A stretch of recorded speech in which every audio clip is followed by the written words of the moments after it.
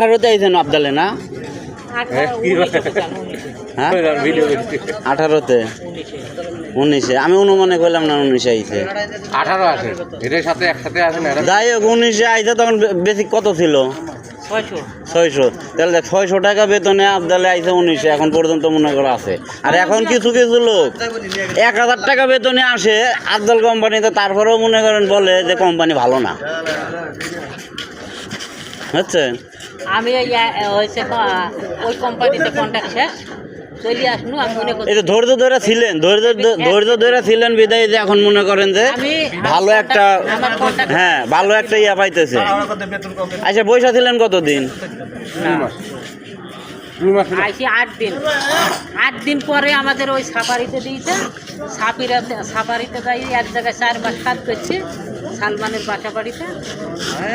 এরারে 5টা লোক আইছিল সালমানের বাসা বাড়িতে কাজ 5টা লোক আইলো ওইখান থেকে 5টা লোকেরই আপনার লোক না সালমানকে দেখেছো না সালমানের মাকে দেখেছি সালমানের মাকে দেখেছি সালমানের আমরা তো সালমানের কাছে নিয়ে তো সালমানের মা গেছে প্রথমবার আরে যে সময়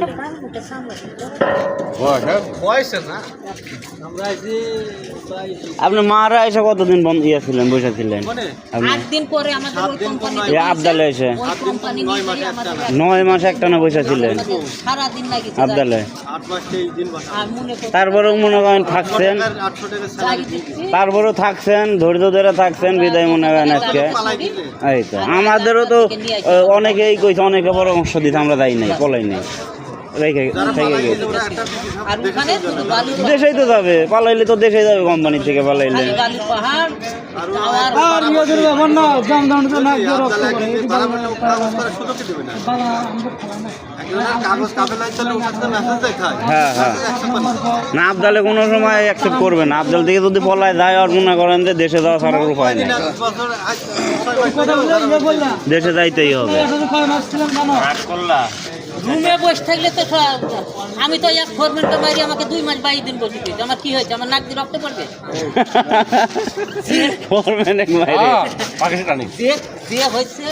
ওই রাস্তাতে কাজ করে না ধুলা ঝাড় দেয় কিংবা জোরে গান শুনতে পাই না বাহারা হচ্ছে রাস্তায় যারা ধুলা ঝাড় দেয় তারা বোঝে যে নাক দিয়ে রক্ত পড়ায় কি আমরা বুঝতে পারবো আমরা এই দিকের মধ্যে থেকে তারা আমরা বুঝতে পারবো বলো খালি পাকা মুখ আছে ও পাখামো না কোথায় ঘুরে বেড়ায় বেতন পায় তো খালি টের পায় না যে বালের কাম করে বলো দিনই ওই যে তোমরা তো পাইপ গোনা দেখবে পাইপ একটা তুলতে বলো দিনই